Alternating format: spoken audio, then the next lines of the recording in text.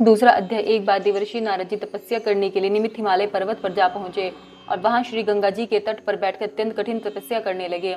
उन्होंने निश्चल भाव से सहस्त्रों वर्षों तक घोर तपस्या की। उनकी उस उग्र तपस्या को देखकर देवताओं के राजा इंद्र अत्यंत भयभीत हुए। उन्होंने यह समझा कि नारद जी मेरे इंद्रासन पद की प्राप्ति के लिए संभवतः ऐसी कठिन तपस्या कर रहे हैं। अस्तु इंद्र ने भयभीत होकर यह विचार किया कि मुझे किसी प्रकार नारद जी की तपस्या में विघ्न डाल देना चाहिए। यह निश्चय करके उन्होंने अपने मित्र कामदेव को अपने पास बुलाया। जब कामदेव उनके पास आ गया तब उन्होंने उसे संबोधित करते हुए यह कहा, हे मित्र, तुम्हारी सहायता से मैंने अनेक अहंकारियों के अहंकार को नष्ट किया है। इस समय नारद जी हिमालय पर्वत पर बैठे हुए शिव जी की तपस्या कर रहे हैं।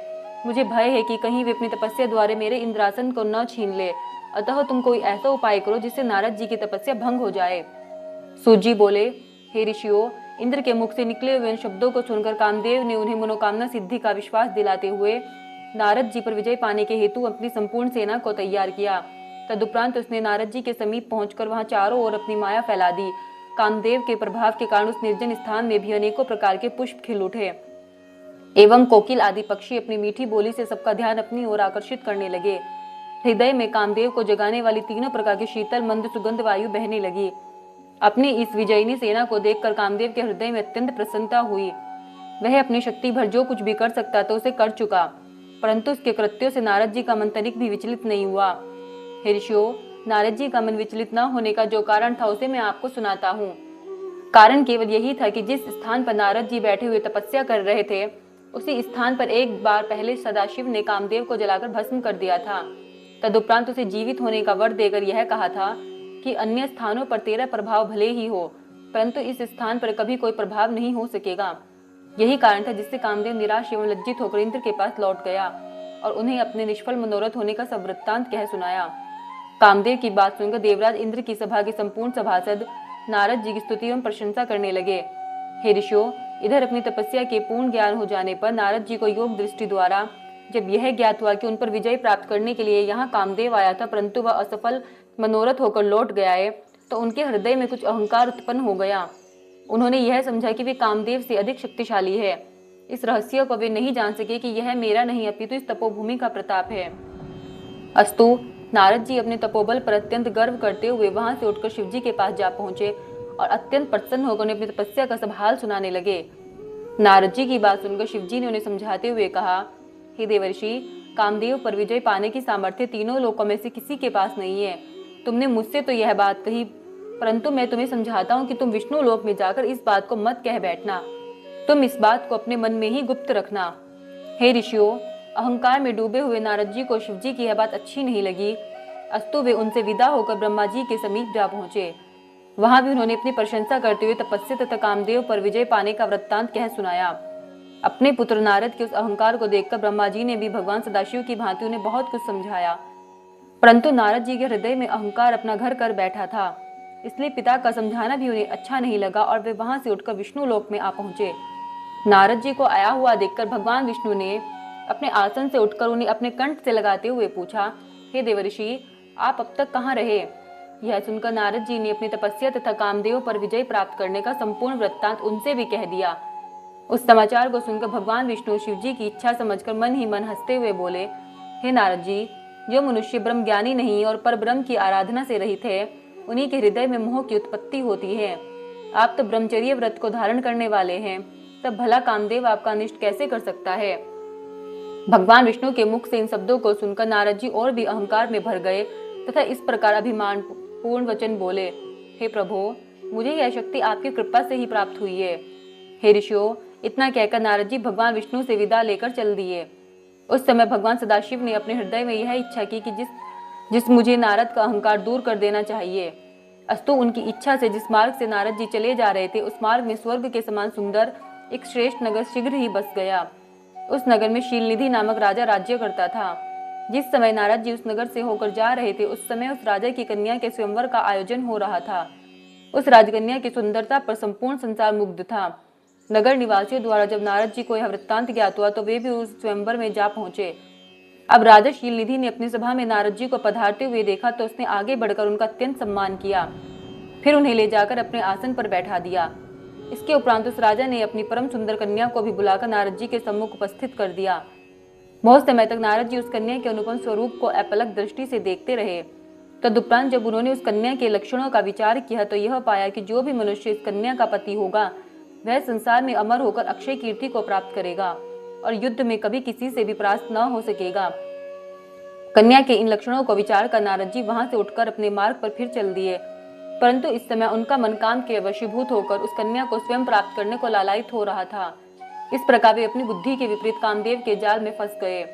उन्होंने यह भी विचार किया कि जब तक मैं सुंदर नहीं हूं तब तक मुझे उस कन्या का मिलना संभव है, क्योंकि स्त्रियां सुंदरता को ही अधिक प्यार करती है। अस्तु मुझे यह उचित है कि मैं भगवान विष्णु से उनकी सुंदरता मांग लूं और राजकुमारी को मोहित कर अपने साथ विवाह करने के लिए उसे तैयार कर लूं।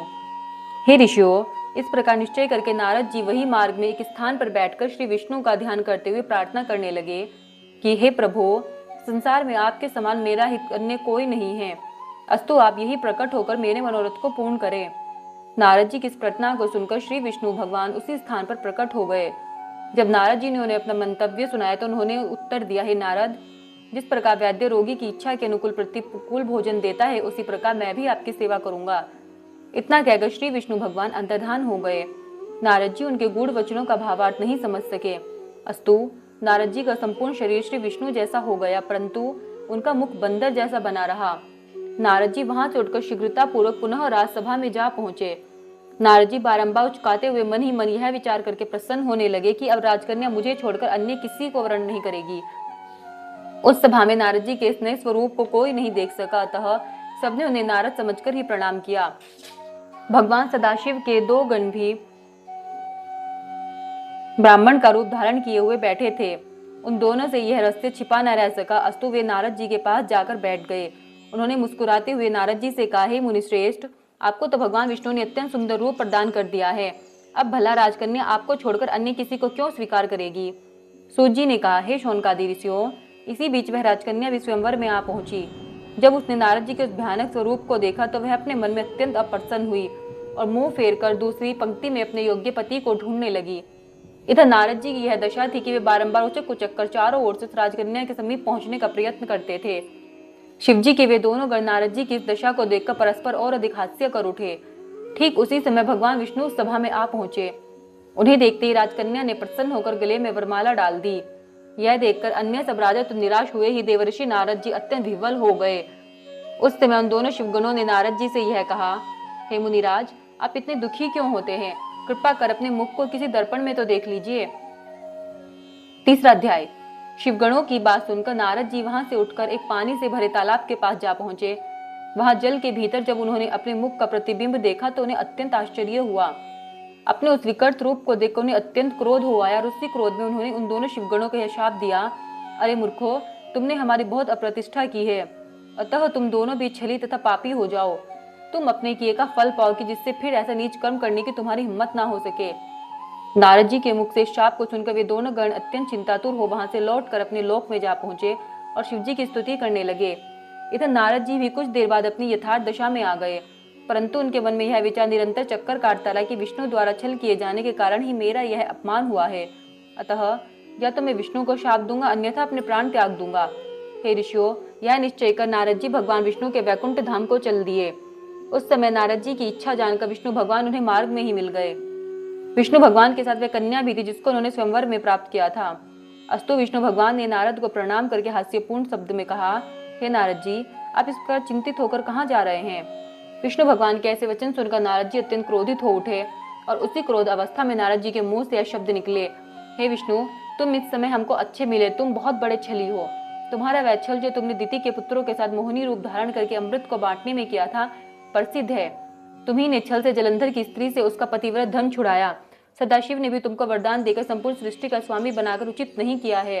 अब सदाशिव भी तुमको ऐसा स्वाधीन एवं संपूर्ण सृष्टि का स्वामी बनाकर अपने मन में चिंतित है। अब हम सदाशिव की आज्ञा अनुसार ही तुमको हमारे कर्मों का फल देते हैं, जिससे कि तुम भविष्य में फिर ऐसा कोई काम न कर सको।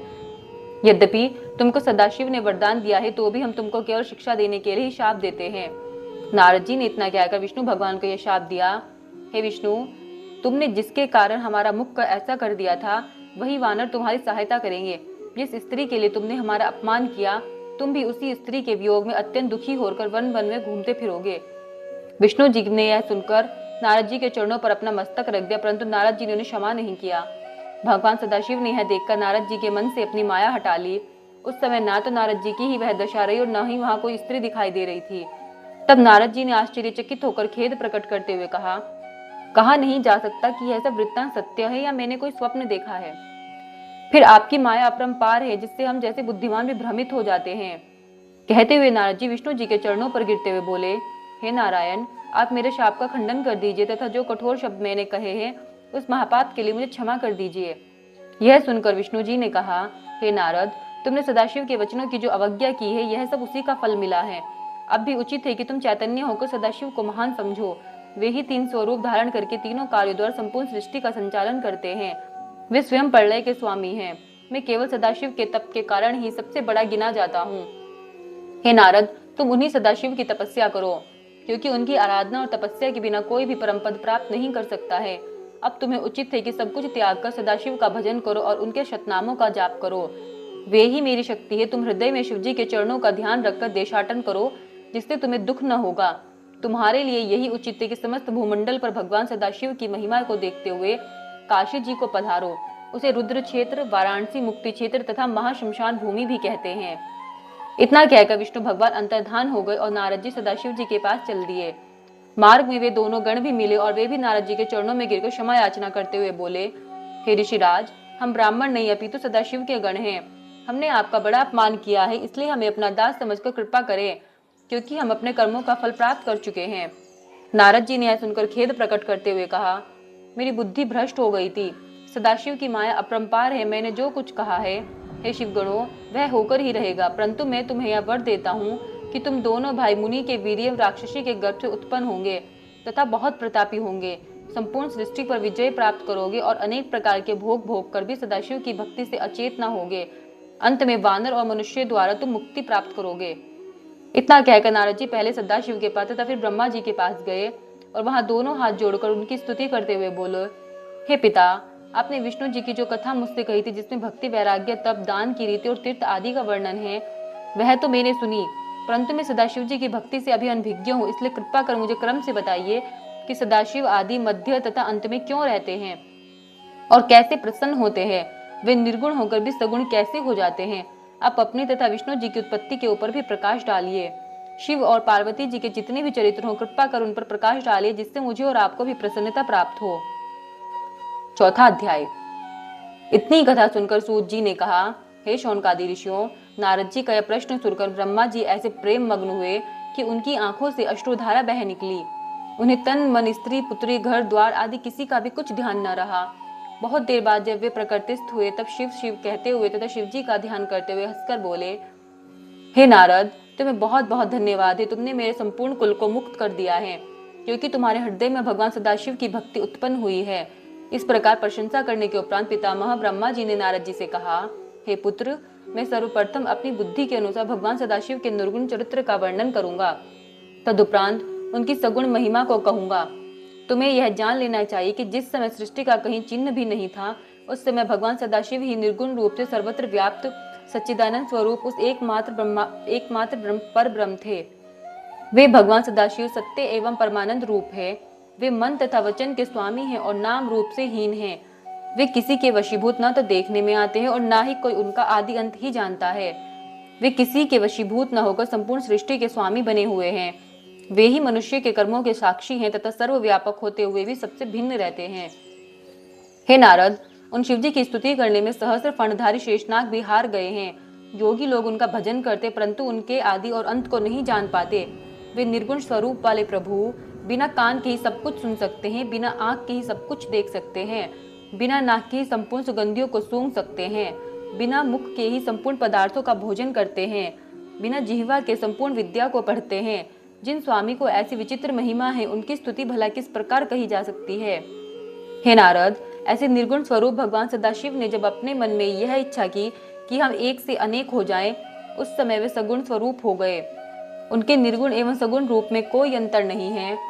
उन्होंने विष्णु और ब्रह्मा को उत्पन्न किया है और वे ही संपूर्ण प्राणियों में प्रतिष्ठित विराट स्वरूप हैं। उनके सहस्त्रों नाम हैं, जिनमें शिव, शंकर, हर, नाथ, महेश, परमदेव, वामदेव, जगदीश्वर, परमेश्वर, परमात्मा, ब्रह्म, गिरीश, शंभु, सदाशिव, अनीश, विबुध, पार्वतीपति, चक्री, त्रिशूलपाणी, ईश्वर, सुखदाता, अनादि, अनंत, सर्व आदि संसार में अधिक प्रसिद्ध हैं। वे भगवान सदाशिव ब्रह्मा एवं विष्णु द्वारा मान प्राप्त करते हैं। संपूर्ण सृष्टि को उत्पन्न करने वाले तथा भक्तों को आनंद प्राप्त कराने वाले वे भगवान उमापति ही सूर्य, चंद्रमा आदि सहस्त्र गुणों से भरी हुई संपूर्ण सृष्टि एवं ब्रह्मा, विष्णु तथा रुद्र के उत्पन्न करता है।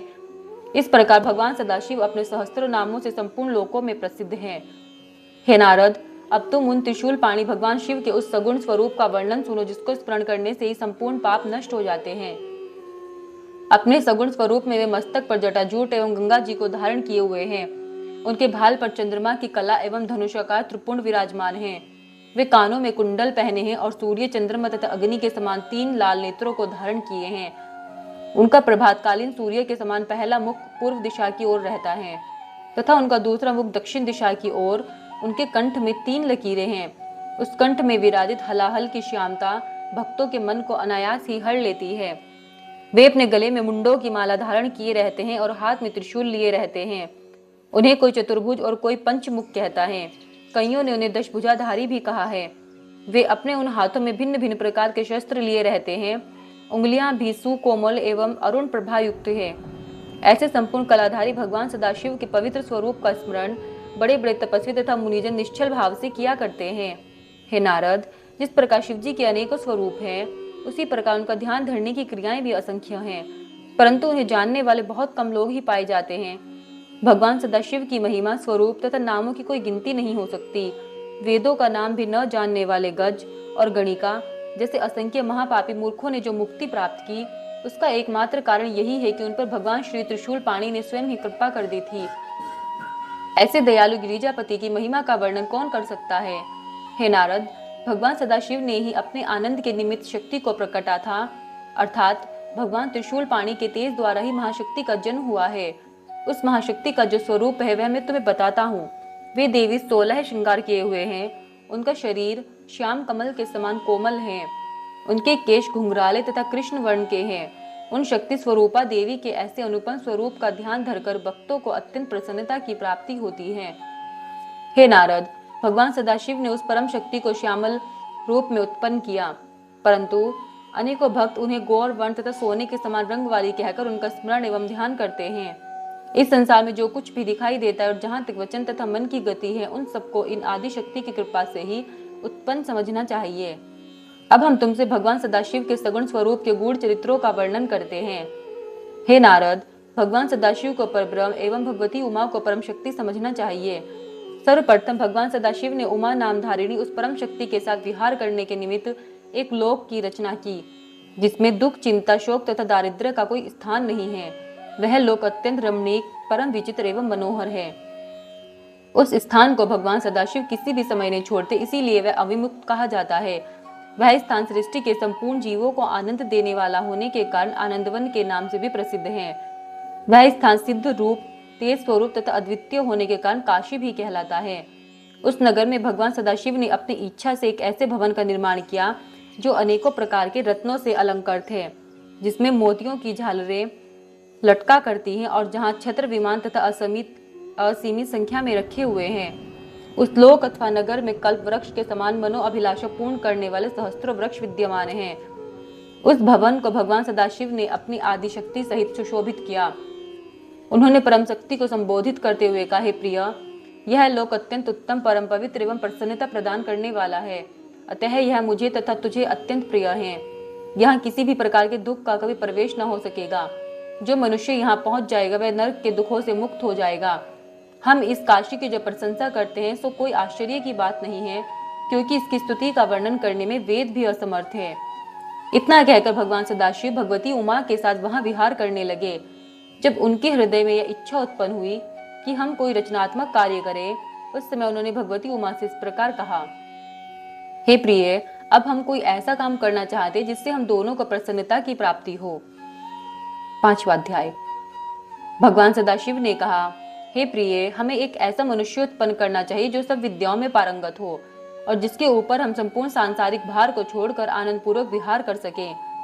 भगवान त्रिशूल पाणी के मुख से निकले हुए शब्दों को सुनकर भगवती जगदम्बा जी ने अपने बाईं ओर देखा तो इनकी इच्छा से तुरंत ही एक मनुष्य की उत्पत्ति हुई। वह मनुष्य अत्यंत स्वरूपवान, कलावान, बुद्धिमान तथा शीलवान था। उसका संपूर्ण शरीर श्यामवर्ण चंद्रमा जैसा था। वह अपने भाल पर त्रिपुंड धारण किए हुए था और पीत वस्त्र धारण किए हुए था।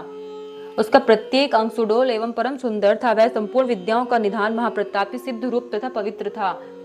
वह उत्पन्न होते ही बारंबार दंडवत करता हुआ भगवान सदाशिव एवं भगवती उमा के सम्मुख हाथ जोड़कर खड़ा हो गया। उस सुंदर मनुष्य को देखकर उमा सहित उमापति शिवजी अत्यंत प्रसन्नता को प्राप्त हुए। वह भी इन दोनों को देखकर बहुत हर्षित हुआ। तदुपरांत उसने हाथ जोड़कर इन दोनों की स्तुति तथा प्रशंसा करते हुए प्रार्थना की, हे पितामह, हे मातेश्वरी, आप मेरा नाम रखकर मेरे योग्य जो कार्य हो उसे बताइए। यह सुनकर श्री शिवजी बोले, तुम्हारा नाम विष्णु होगा। संपूर्ण सृष्टि में तुम्हारे समान तेजस्वी तथा प्रतापी अन्य कोई भी प्राणी प्रकट न होगा। तुम्हारा यश संपूर्ण संसार में निरंतर फैला रहेगा। संसारी मनुष्य तुम्हें हरि, चतुर्भुज, भगवान, अच्युत आदि अनेक नामों से पुकारेंगे। तुम भक्तों का मनोरथ पूर्ण करने के लिए उत्पन्न किए गए हो।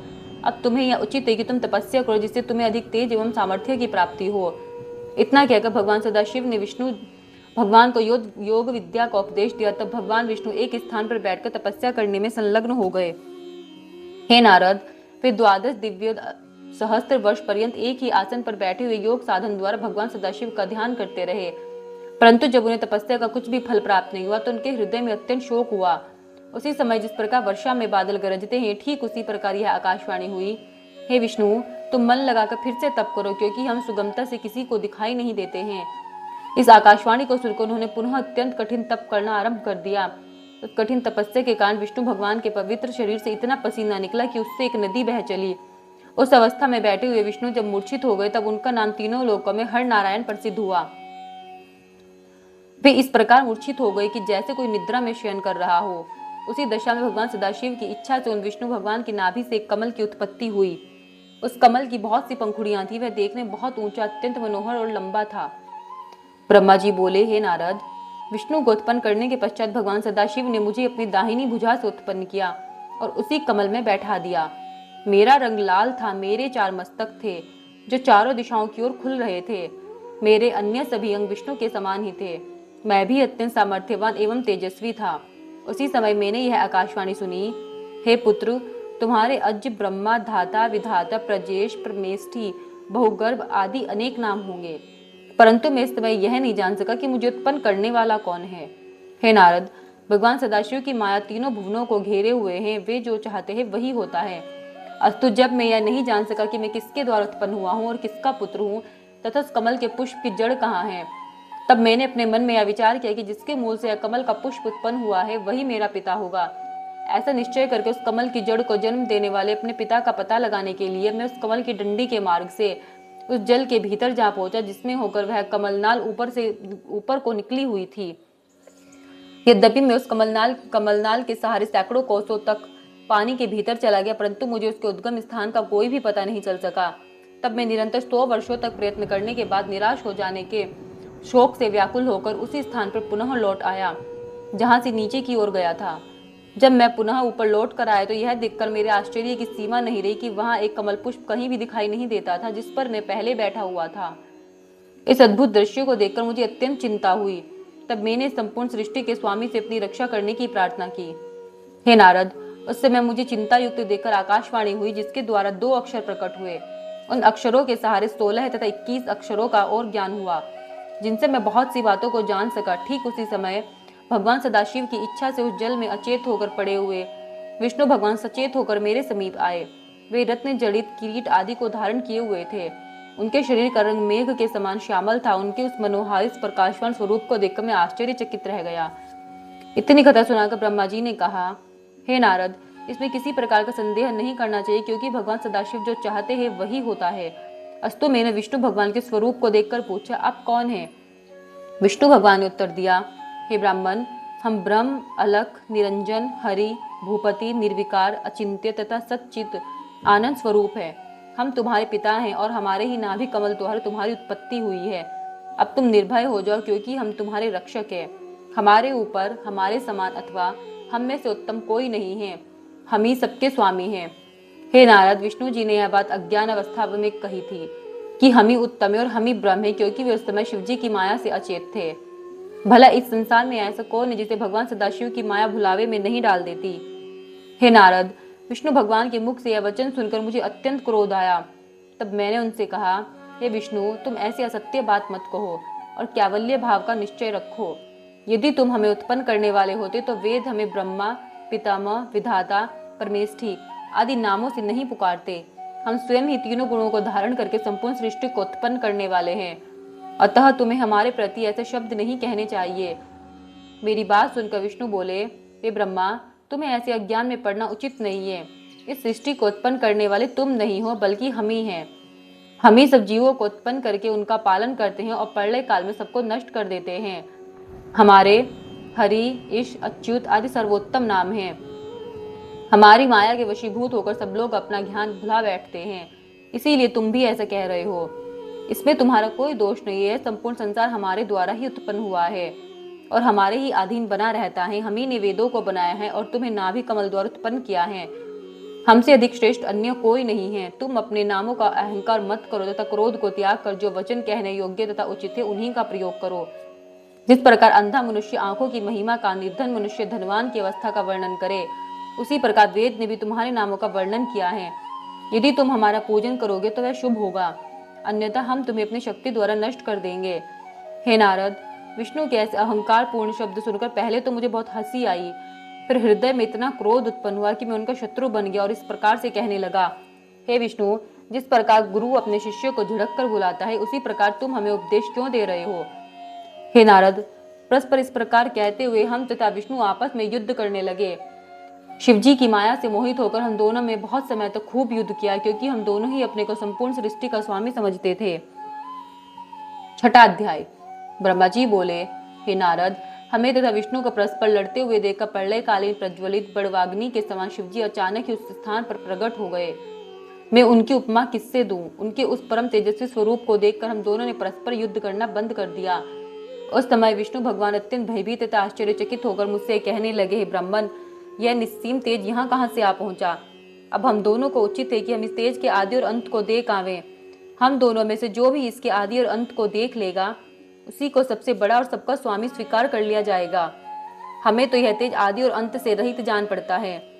अच्छा, तुम इस तेज के ऊपर की ओर जाओ और हम नीचे की ओर जाते हैं। हे नारद, विष्णु की यह बात सुनकर मैंने स्वीकार कर लिया। तब हम दोनों अहंकारी उस तेज के आदि और अंत को देखने के लिए एक दूसरे से भिन्न दिशाओं में चल दिए। हे पुत्र, जो कार्य अहंकार की अवस्था में किया जाता है वह कभी पूर्ण नहीं होता और उसका फल भी अच्छा नहीं मिलता। जब तक मनुष्य अहंकार को नहीं त्याग देता तब तक उनका कार्य सिद्ध नहीं हो सकता। हमारे और विष्णु के इस चरित्र को जो मनुष्य प्रातः काल हाथ पांव धोकर ध्यान में लाता है, उसे इस लोक में सुख, आरोग्य तथा परलोक में श्रेष्ठ गति की प्राप्ति होती है। हे नारद, हम और विष्णु एक दिव्य सहस्त्र वर्ष पर्यंत उस दिव्य ज्योति को के आदि और अंत को ढूंढते रहे, परंतु हम दोनों में से किसी को भी उसका कुछ पता न चला। अस्तु हम निराश होकर अपने स्थान को लौट पड़े, परंतु तभी एक आश्चर्य की बात हुई कि जिस स्थान से हम चले थे वह हमें वो ढूंढने पर भी कहीं दिखाई नहीं दिया। अतः हमें एक सहस्त्र दिव्य वर्षों का समय अपने पहले स्थान को ढूंढने में लग गया। उस समय हमें इस बात का भली प्रकार ज्ञान हो गया कि हमारे ऊपर भी कोई बड़ी शक्ति है जो सबसे उत्तम और पुरातन है। यह बात ध्यान में आते ही हम दोनों पवित्र निर्विकार स्वरूप के शरण में गए और परस्पर शत्रुता को त्याग कर भक्ति भाव से उस परम स्वामी की स्तुति करने लगे। हम दोनों की उस प्रार्थना को सुनकर यह आकाशवाणी हुई, हे ब्रह्मा तथा हे विष्णु, तुम दोनों योग साधन करो। हे नारद, उस आकाशवाणी को सुनकर हम दोनों ने योग अभ्यास करते हुए उस अलक्षित स्वामी की स्तुति में इस प्रकार कहना आरंभ किया, हे स्वामी, हम दोनों ने आपकी माया के वशीभूत होकर अपने को सृष्टि की उत्पन्न करता समझ लिया था। अब हम अभिमान को त्याग कर आपको दंडवत करते हैं। आप हमें अपना सेवक जानकर कृपा कीजिए और प्रकट होकर हमें अपना दर्शन दीजिए। जिस समय हम लोग इस प्रकार स्तुति कर रहे थे, उसी समय हम दोनों को गूढ़ शब्दों में किसी ने कुछ प्रेरणा दी, परंतु हम उसके तात्पर्य को नहीं समझ पाए। अब हमने दंडवत करते पुनः यह प्रार्थना की कि हे प्रभु, हमारे सम्मुख आकर साकार स्वरूप में प्रकट होकर आप हमें दर्शन दे, क्योंकि आपकी गूढ़ प्रेरणा को समझने में हम दोनों ही असमर्थ हैं। हमारे इस प्रकार कहते ही भगवान विष्णु ने, भगवान सदाशिव ने साक्षात प्रकट होकर हमें अपना वह स्वरूप दिखाया जिसके दर्शन पाकर संपूर्ण संसार मोहित हो जाता है। तदुपरांत प्रणव अर्थात ओमकार प्रकट हुआ भगवान सदाशिव की माया जानने में असमर्थ होने के कारण हम उसे भी समझने में असमर्थ रहे। कुछ देर पश्चात जब उस प्रणव के 4 भाग हुए और उसके भीतर से सगुण रूप भगवान त्रिशूल पाणी प्रकट हुए, उस समय हमने यह समझा कि इस प्रणव के जो अकार, उकार तथा मकार अक्षर है, उसके नाद तथा बिंदु का यह अर्थ है कि पहला अक्षर अर्थात आकार लिंग की ज्योति है, दूसरा अक्षर उकार उस ज्योति का मध्य है, जो आदि मात्रा नाद स्वरूप है वह उस लिंग ज्योति का मस्तक है, जो बिंदु है वह संपूर्ण लिंग का ज्योति स्वरूप है। उसका वर्णन अन्य प्रकार से इस प्रकार किया जा सकता है कि आकार से ऋग्वेद, उकार से यजुर्वेद, मकार से सामवेद, नाद से अथर्ववेद तथा बिंदु से ब्रह्म विद्या का स्वरूप बना है। वह इस संपूर्ण सृष्टि में सर्वोत्तम है, उसी को वर्षातन कहा जाता है। उसी प्रणव में तीनों लोकों की स्थिति है, वह कभी नष्ट नहीं होता। ब्रह्म से लेकर तृण पर्यंत सभी जीव तथा वस्तुएं उसमें स्थित रहती है। ढूंढने पर भी प्रणव के लिंग को प्राप्त नहीं किया जा सकता। चारों वेद तथा 18 प्राणों में उसके भीतर विद्यमान है। हे नारद, वेद भगवान सदाशिव को प्रणव स्वरूप कहते हैं। वे शिवजी अपने दाहिने अंग आकार द्वारा सृष्टि की उत्पत्ति करते हैं और बाएं अंग उकार द्वारा उसका पालन करते हैं। प्रणव स्वरूप शिव के हृदय में जो मकार है, उससे प्रलय का प्रादुर्भाव होता है। वर्णमाला के संपूर्ण अक्षरों से भगवान सदाशिव का शरीर अलंकृत है। इन अक्षरों से अलंकृत श्री शिवजी का जो शरीर है, उसका स्मरण करने से अत्यंत प्रसन्नता की प्राप्ति होती है। मैंने और विष्णु ने सदाशिव का जब यह प्रणव रूप देखा तो अत्यंत प्रसन्न होकर हाथ जोड़कर उन्हें दंडवत की तथा हम दोनों ही उनकी बहुत प्रकार से स्तुति करने लगे। 7वां अध्याय। ब्रह्मा जी ने कहा, हे नारद, इस प्रकार निर्विकार एवं निराकार परब्रह्म की बहुत प्रकार से स्तुति करने के उपरांत हमने उनसे यह प्रार्थना की, हे प्रभु, आप हमारे समक्ष अपने स्वरूप को प्रकट दीजिए। मेरी तथा विष्णु जी की यह प्रार्थना सुनकर भगवान सदाशिव अपनी परम शक्ति से उसी क्षण प्रकट हो गए। उनका शरीर श्वेत पत्थर के समान गोर था, वे उस पर भस्म मले हुए थे। उनके वामांग में आदिशक्ति महामाया उत्तमोत्तम वस्त्र अलंकारों को धारण किए हुए विराजमान थी। इस प्रकार जब उन्होंने अपना दर्शन दिया तो उनके स्वरूप को देखकर हम दोनों को इतना अधिक आनंद हुआ कि उस प्रसन्नता में हमारे नेत्रों से आंसू बह निकले और वाणी गदगद हो गई। कुछ देर पश्चात जब हमें चैतन्यता प्राप्त हुई तो हम हाथ जोड़कर उनकी स्तुति करते हुए बोले, हे प्रभु, हमारा यह पारस्परिक विवाद शुभ ही हुआ जो हमें आप परम प्रभु के दर्शन प्राप्त करने का सौभाग्य मिला। निश्चय ही हमारे शुभ कर्मों का उदय हुआ है, जो हम आपको देखकर लोक परलोक का आनंद प्राप्त कर रहे हैं। हे प्रभु, हमसे जो कुछ भी अपराध हुआ उसे आप कृपा पूर्वक क्षमा कर दीजिए। हम दोनों ने भगवान सदाशिव को अपना स्वामी स्वीकार किया और अत्यंत नम्रता पूर्वक अपने हाथ जोड़ते हुए उनकी महान महिमा का वर्णन किया। तत्पश्चात हम अपने मस्तक को नीचे झुकाए उनके चरणारविंदों की ओर देखने लगे। 8वां अध्याय। ब्रह्मा जी ने कहा, हे नारद, मेरे तथा विष्णु द्वारा की गई स्तुति को सुनकर भगवान सदाशिव ने मुस्कुराते हुए इस प्रकार कहा, हे ब्राह्मण तथा हे विष्णु, तुमने हमारी माया के मोह में पड़कर परस्पर युद्ध किया और अंत में हमने तुम दोनों का अपना भक्त जानकर अपना लिंग स्वरूप प्रकट किया, जिसे तुम दोनों में कोई नहीं पहचान सका। अब तुम्हें यह उचित है कि पारस्परिक विरोध भाव को त्याग कर तुम दोनों ही अहंकार को नष्ट कर दो और वह कार्य करो जिसकी हम तुम्हें आज्ञा देते हैं। हे नारद, इतना कहकर भगवान सदाशिव ने श्वास के मार्ग द्वारा मुझे संपूर्ण वेद पढ़ा दिए। तदुपरांत वे 5 मंत्र भी बताए जिनमें संपूर्ण विद्याएं अंतर्निहित हैं। उन्होंने सर्वप्रथम प्रणव की शिक्षा दी, जिसके अक्षर वेद कहलाते हैं। शिवजी का सर्वप्रथम वाक्य वही है। तदुपरांत उन्होंने 24 अक्षरों से युक्त वेदों की माता गायत्री का उपदेश दिया। फिर महामृत्युंजय मंत्र की शिक्षा देने के उपरांत उस चिंतामणि मंत्र को सिखाया जो भक्तों को महान सुख देता है। उस वेद तथा मंत्रों को पढ़कर हमें अत्यंत प्रसन्नता प्राप्त हुई। उस समय मैं तथा विष्णु जी कृतज्ञता भरी दृष्टि से उन महेश्वर भगवान की ओर देखने लगे और दर्शन के उस आनंद में आचूड़ निमग्न हो गए। उन परम प्रभु के दर्शन से जो हमें सुख प्राप्त हुआ उसका वर्णन किसी भी प्रकार नहीं किया जा सकता। हमारे इन अनन्य प्रेम को देखकर भगवान महेश्वर को भी बहुत प्रसन्नता हुई। तब उन्होंने मुझसे यह कहा, हे ब्रह्मा, तुम धन्य हो जो तुम्हें मेरी कृपा से संपूर्ण सृष्टि का स्वामी होने का सौभाग्य प्राप्त हुआ है। अब तुम मेरी आज्ञा स्वीकार कर सृष्टि करो। मुझसे यह कहकर फिर वे विष्णु की ओर देखते हुए बोले, हे विष्णु, तुम सृष्टि का पालन करने के अधिकारी हो। तुम हमें वेद का स्वरूप जानो और वेद में जो कुछ लिखा है उसे हमारी आज्ञा मानकर स्वीकार करो। हे नारद, भगवान त्रिशूल पाणी की आज्ञा सुनकर हम दोनों ने उनसे प्रार्थना करते हुए कहा, हे प्रभु, हमें आपकी आज्ञा स्वीकार है, परंतु हम यह चाहते हैं कि आप स्वयं भी कोई अवतार ग्रहण कर हमारी सहायता करते रहें। तीनों लोकों का पालन करने के पश्चात अंत अर्थात प्रलय का अधिकार आप अपने पास रखे, हमारा यही मनोरथ है। इतना कहकर हम दोनों मौन हो गए। तदुपरांत उनकी मौन स्वीकृति पाकर हमने यह बात कही, हे प्रभु, अब आप सर्वप्रथम हमें यह बताइए कि हम किस रीति के अनुसार आपका पूजन करें। यह सुनकर भगवान भूत भावन ने उत्तर दिया, हे ब्रह्मा तथा विष्णु, हमें संसार में तुमसे अधिक प्रिय अन्य कोई नहीं होगा। अब तुम दोनों संपूर्ण चिंता तथा शोक को त्याग कर सुखपूर्वक अपना कार्य करो तथा उस कार्य द्वारा अन्य लोगों को भी सुख पहुंचाओ। हमने तुम्हें कुछ देर पूर्व जो अपना लिंग स्वरूप दिखाया था उसका पूजन करना सर्वथा योग्य है। उसी के पूजन से सुख की प्राप्ति होगी। उस लिंग की उत्पत्ति का भेद यह है कि संपूर्ण संसार जिस क्षेत्र में लीन हुआ है उसी को लिंग कहते हैं। अस्तु, ऐसे लिंग के पूजन से श्लोक तथा परलोक में सुख प्राप्त होता है। लिंग के पूजन की महिमा अनंत है। तुमने जो हमसे अवतार ग्रहण करने की प्रार्थना की है उसके संबंध में यह जान लो कि समय आने पर हम स्वयं ही प्रकट होकर आएंगे। हमारे उस अवतार का नाम रुद्र होगा। हम चारों अर्थात ब्रह्मा, विष्णु, शिव और शक्ति एक ही स्वरूप है। जो व्यक्ति हम में से किसी प्रकार का भेद समझेगा उसे बहुत दुख उठाना पड़ेगा। इतना कहकर भगवान सदाशिव ने एक बड़े गुप्त भेद को प्रकट करते हुए मुझसे यह कहा, यह भेद वेद में भी अधिक गुप्त है। अर्थात हम सगुण रूप में शिव और शक्ति दो नामों से प्रकट होते हैं तथा तीनों गुणों द्वारा ब्रह्मा, विष्णु एवं शिव नामक देवताओं के रूप में अलग अलग प्रकट होते हैं।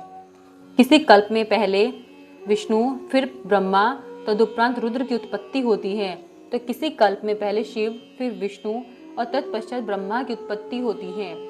इस प्रकार तुम दोनों शक्ति के चिन्ह से रजोगुण एवं सतोगुण को ग्रहण करते हो। हर अर्थात महादेव हमारे ही अंश से उत्पन्न होकर हमारे ही तमोगुणी स्वरूप हैं।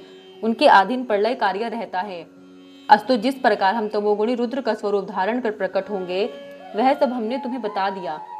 तुम दोनों श्याम एवं लाल वर्ण का स्वरूप धारण किए हुए हो, अतः हम श्वेत रूप धारण करेंगे। तुम दोनों पर तमोगुण का प्रभाव न होगा, परंतु हमारे रुद्र स्वरूप की स्थिति होगी कि वह तमोगुण से संयुक्त होने पर भी दिन रात पवित्र योग में निमग्न रहेगा। हे नारद, मुझे यह आज्ञा देकर भगवान सदाशिव ने विष्णु जी की ओर देखते हुए यह कहा, हे विष्णु, तुम संपूर्ण जीवों का भली प्रकार पालन करना। हमारे दाहिनी ओर से ब्रह्मा, बाएं ओर से विष्णु तथा हृदय से रुद्र की उत्पत्ति होगी। हमारी शक्ति जो उमा है वह भी दो अंशों में प्रकट होगी, जिससे तुम अलग अलग नहीं समझे जाओगे। पहले अंश से वे लक्ष्मी स्वरूपा होकर तुम्हें प्राप्त होंगी और दूसरे अंश से सरा होकर ब्रह्मा को प्राप्त होंगी। उनके उमा स्वरूप को हर स्वीकार करेंगे। उस समय संसार में उनका नाम सती प्रसिद्ध होगा। इस प्रकार ब्रह्मा, विष्णु तथा हर, यह तीनों देवता अपनी शक्तियों के साथ रहकर वेद का पूजन करेंगे। अस्तु, तुम दोनों को उचित है कि तुम हमारी आज्ञा का अनुसरण करो। ब्रह्मा का एक दिन सहस्त्र चतुर्युगी का होगा। इस प्रकार की 100 वर्ष की आयु ब्रह्मा की होगी। ब्रह्मा की संपूर्ण आयु का समय विष्णु के आधे दिन के बराबर होगा और विष्णु की संपूर्ण आयु का समय हर का एक दिन होगा। ऐसा एक दिन व्यतीत हो जाने पर हमारा सगुण स्वरूप निर्गुण होकर प्रलय कर दिया करेगा। इतना कहकर भगवान सदाशिव ने हम दोनों के मस्तक पर अपने दोनों हाथ रखे। इस प्रकार उपदेश तथा शिक्षा देकर जब भगवान शिव अंतर्धान हो गए तब हम दोनों शोक से व्याकुल हो हाथ जोड़कर शिव शिव कहते हुए जिस ओर वे गुप्त हुए थे उसी ओर मुंह किए बारंबार दंडवत करते रहे। नवा अध्याय। ब्रह्मा जी बोले, हे नारद, भगवान सदाशिव की आज्ञा पाकर विष्णु भी कुछ देर पश्चात अंतर्धान हो गए और उन्होंने संपूर्ण लोक को ब्रह्मांड से पृथक कर दिया। अस्तु, उन्हीं सदाशिव की कृपा से शक्ति को प्राप्त कर मैंने ब्रह्मांड अर्थात सर्वोत्तम सृष्टि को उत्पन्न किया। अब मैं तुमसे जीवों की उत्पत्ति का वर्णन करता हूँ कि वे प्रकृति और पुरुष द्वारा किस प्रकार उत्पन्न होते हैं। जब भगवान सदाशिव तथा उनकी परम शक्ति प्रकृति ने इच्छा की तो उनकी इच्छा द्वारा सर्वप्रथम बुद्धि की उत्पत्ति हुई। उस महत्व से अहंकार एवं अहंकार से सतोगुण, रजोगुण तथा तमोगुण की उत्पत्ति हुई। इन तीन गुणों द्वारा पृथ्वी एवं आकाश उत्पन्न हुए। इसी प्रकार क्रम अनुसार देवता, मनुष्य आदि योनियों की उत्पत्ति हुई। फिर मैंने भगवान सदाशिव के चरणों का ध्यान धरकर सर्वप्रथम सनक, सनंदन, सनातन, सनत कुमार एवं ऋभु इन 5 मनुष्यों को उत्पन्न किया। ये सब भगवान सदाशिव का ध्यान धरने के अतिरिक्त और कुछ नहीं जानते थे। इन्होंने मुझसे यह कहा कि हम लोग सृष्टि उत्पन्न करने का काम नहीं करेंगे। इस अवज्ञा को देखकर मुझे उनके ऊपर बहुत क्रोध आया। परंतु विष्णु जी के समझाने पर मैंने उस क्रोध को शांत कर लिया। तत्पश्चात मैंने परिश्रम पूर्वक बहुत समय तक तपस्या की, परंतु जब तपस्या का कोई फल न निकला तो मुझे अपने मन में बहुत आश्चर्य हुआ। उस समय में भगवान सदाशिव की माया से ऐसा भयभीत हुआ कि मेरे नेत्रों से आंसुओं की बूंदें टपकने लगी। इस समय भगवान सदाशिव ने दयालु होकर मुझे सद्बुद्धि प्रदान की, जिससे मेरे हृदय में इच्छा उत्पन्न हुई कि यदि भगवान त्रिशूल पाणी ही मेरे पुत्र होकर जन्म ले तो संपूर्ण कार्य स्वयं ही सिद्ध हो जाएंगे। इस बात को मन में रखकर मैं बहुत समय तक योग समाधि में लीन हो गया। मेरी इस तपस्या से भगवान सदाशिव अत्यंत भाग से अवतार ग्रहण किया। उन्होंने अपने उस अवतारी शरीर में वे चिन्ह प्रकट कर दिए जिन्हें मैं सर्वप्रथम विष्णु जी के साथ उनका दर्शन प्राप्त करते समय देखा था। इस प्रकार उन्होंने मेरी सहायता करने के हेतु अवतार ग्रहण किया। 10वां अध्याय। ब्रह्मा जी बोले, हे नारद, भगवान सदाशिव इस रूप में प्रकट होकर मुझसे कहने लगे, हे ब्राह्मण, यदि आप हमें आज्ञा दे तो हम वेदानुकूल कार्य करें। मैं ऐसे सुपुत्र को पाकर अपने मन में फूला नहीं समा रहा था। अस्तु, मैंने उनसे कहा, जब तुम जैसे मेरे पुत्र उत्पन्न हुए हैं तो मेरे संपूर्ण मनोरथ निश्चय ही पूर्ण हो जाएंगे। मैं वेद के अनुसार तुम्हारे जो 11 नाम है उन्हें बताता हूँ। मन्युमणि, महर्निश, महान, शिव, क्रतुध्वज, उग्रेरता, भव, काल, वामदेव तथा धृतव्रत। तुम्हारी 11 रुद्राणियों के नाम इस प्रकार होंगे: धी, वृत्ति, उष्णा, उमा, नियत्सर, इला, अंबिका, इरावती, सुधा, दीक्षा तथा रुद्राणी। इसके अतिरिक्त रुद्र, महेश्वर, हर तथा जगदीश आदि तुम्हारे अनेक नाम और भी होंगे। पृथ्वी, जल, अग्नि, आकाश और वायु, ये पांचों तत्व तथा सूर्य, चंद्रमा, जीव और हृदय, ये योग स्थान तुम्हारे निवास स्थान होंगे। तुम अपनी पत्नियों को भी इन्हीं स्थानों में अपने साथ रखो और संतान की उत्पत्ति करो, जिससे सृष्टि की वृद्धि हो। हे नारद, मेरी बात सुनकर सगुण स्वरूप शिवजी ने भूत, प्रेत, पिशाच आदि सहस्त्रों प्रकार के भयानक जीव उत्पन्न किए, जिन्हें देखकर मुझे अत्यंत आश्चर्य हुआ। तब मैंने भयभीत होकर उनसे कहा, तुम इस संतान को इसी समय नष्ट कर दो तथा श्रेष्ठ पुत्र उत्पन्न करो। यह सुनकर उन्होंने उत्तर दिया, हे ब्राह्मण, जिन जीवों को बार बार जन्म लेना और मरना पड़े उन्हें हम उत्पन्न नहीं करेंगे, उन्हें तो आप ही उत्पन्न कीजिए, आप हमें भूलिएगा नहीं। यह कहकर शिवजी ने अपनी माया को मेरे ऊपर से हटा लिया। उस समय मैंने चैतन्य होकर अपना मस्तक दंडवत करने के हेतु उनके चरणों में झुका दिया। यह देखकर शिवजी ने मुझे ऊपर उठाते हुए मेरे मस्तक पर अपना हाथ फेरा। उस समय सनकादिक भी आकर शिवजी के चरणों में गिर पड़े, उन्हें दंडवत करते हुए स्तुति करने लगे। भगवान सदाशिव ने सब पर दयालु होकर उन्हें उत्तम बुद्धि प्रदान की। तदुपरांत वे मेरे ललाट के मार्ग से गुप्त होकर अपने लोक को चले गए। हे नारद, हम तीनों देवताओं में किसी प्रकार का अंतर नहीं है। अब मैं तुमसे सृष्टि का वर्णन पुनः करता हूँ। 11वां अध्याय। ब्रह्मा जी बोले, हे नारद, भगवान सदाशिव की आज्ञा पाकर मैंने सर्वप्रथम पृथ्वी, आकाश आदि पंच तत्व, पर्वत, मूल और कला आदि को उत्पन्न किया। तदुपरांत अपनी इच्छा से विरची, अग्निरस, शातातप, भृगु, पुलस्त्य, पुलह तथा वशिष्ठ, इन सप्त ऋषियों को जन्म दिया। फिर मैंने अपने प्रत्येक अंग से तुम अर्थात नारद, कद्रम एवं दक्ष आदि 10 पुत्रों को उत्पन्न किया। फिर स्तन से मनुष्य, पीठ से पाप और अन्य अंगों से प्रीति, तृष्णा आदि को प्रकट किया। तदुपरांत क्रम अनुसार नक्षत्र, दिशा, दिक्पाल एवं चंद्रमा आदि को उत्पन्न किया।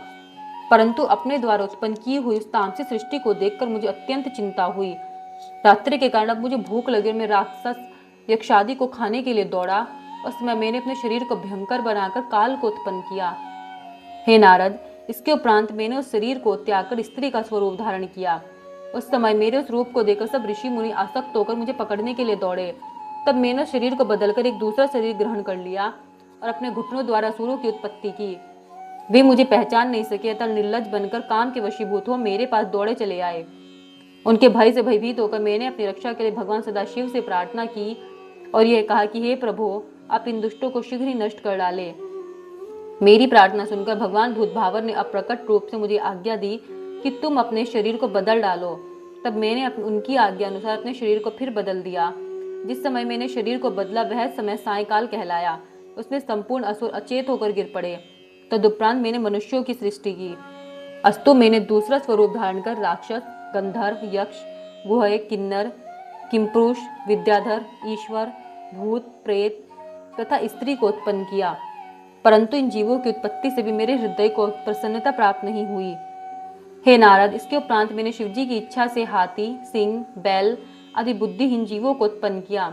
इस सृष्टि को उत्पन्न करने के पश्चात मैंने यह विचार किया कि यह लोग क्या काम करेंगे। यह सोचकर जैसे ही मैंने श्री शिवजी का ध्यान किया तो चारों वेद उसी समय मेरे द्वारा उत्पन्न हो गए। उनसे मैंने धनुर्विद्या, गान विद्या एवं संपूर्ण कथाओं से युक्त पुराणों को, जिन्हें पंचम वेद कहा जाता है, उत्पन्न किया। इसके बाद मैंने संपूर्ण आश्रम अर्थात ब्रह्मचर्य, गृहस्थ, वानप्रस्थ, संन्यास एवं व्रत, धर्मास्त्र, नीति, मोक्ष, धर्म, अर्थ, काम तथा वैदिक शास्त्र को उत्पन्न किया। इस प्रकार में जब संपूर्ण सृष्टि कर चुका तब विष्णु भगवान उसका पालन करने लगे और शिवजी पृथ्वी को स्थिर रखने के कार्य में संलग्न हुए। हे नारद, सृष्टि की उत्पत्ति का यह वर्णन अत्यंत सुख प्रदान करने वाला है। 12वां अध्याय। ब्रह्मा जी ने कहा, हे नारद, अब मैं तुमसे सृष्टि का वर्णन करता हूँ जो समागम से उत्पन्न होती है। यद्यपि मैंने अनेकों प्रयत्न किए परंतु मुझे दृढ़ शक्ति की प्राप्ति नहीं हुई। यह देखकर मैंने अपनी संपूर्ण इंद्रियों को वश में करके भगवान सदाशिव की पुनः पूजा की, क्योंकि उनकी प्रसन्नता के बिना कोई भी कार्य पूरा नहीं होता है। शिवजी की इस पूजा से प्रसन्न होकर पुनः दर्शन दिया। उस समय उनका शरीर अर्धांगी था, अर्थात उनके दाहिने और आधे भाग में तो सदाशिव का पुरुष शरीर था और बाईं और आधे भाग में महारानी जगदम्बा का स्त्री रूप था। आधे मस्तक पर जटाएं थे और आधे पर घुंघराले सुंदर केश थे। एक को ललाट का त्रिपुंड लगा हुआ था और दूसरी ओर बिंदी चमक रही थी। एक को डमरू की ध्वनि थी और दूसरे को घुंघरू का मधुर स्वर। हे नारद, भगवान सदाशिव के इस अर्धांगी स्वरूप को देखकर मैं अत्यंत प्रसन्न हुआ और मैंने उन्हें दंडवत करते प्रार्थना की, हे प्रभु, मेरे धन्य भाग्य जो आपने कृपा कर मुझे अपने दर्शन दिए। मेरी स्तुति को सुनकर भगवान सदाशिव हंसते हुए बोले, हे ब्राह्मण, तुमने जिस मनोरथ की प्राप्ति के लिए इतना कष्ट भोगा है उसे हम जानते हैं। तुम्हारी अभिलाषा अधिक संतान उत्पन्न करने की है। इतना कहकर भगवान सदाशिव शक्ति से अलग हो गए। उस समय मैंने शक्ति की महिमा का वर्णन करते हुए कहा, हे महारानी, मैंने आपकी आज्ञा से सृष्टि उत्पन्न करने की चेष्टा की परंतु वह अधिक नहीं बढ़ी। हे अम्बे, अपने कामदेव के आश्रय से सृष्टि उत्पन्न करना चाहता हूँ और आपसे वरदान मांगता हूँ कि मेरा मनोरथ पूर्ण हो। हे जगदम्बे, आप दक्ष की पुत्री के रूप में अवतार ग्रहण करें। मेरे मुख से निकले हुए इन शब्दों को सुनकर भगवती महामाया ने पहले तो भगवान सदाशिव की ओर देखा, फिर मुझसे यह कहा, हे ब्राह्मण, मैं तुम्हारी पौत्री के रूप में जन्म लूंगी और मेरा नाम सती होगा। जिस समय राजा दक्ष भगवान सदाशिव का अपमान करेगा उस समय मैं अंतर्धान हो जाऊंगी। इतना कहकर वे शक्ति स्वरूपा जगदम्बा पुनः श्री सदाशिव के शरीर से संयुक्त हो गई। तब भगवान भूत भावन भी अंतर्धान हो गए।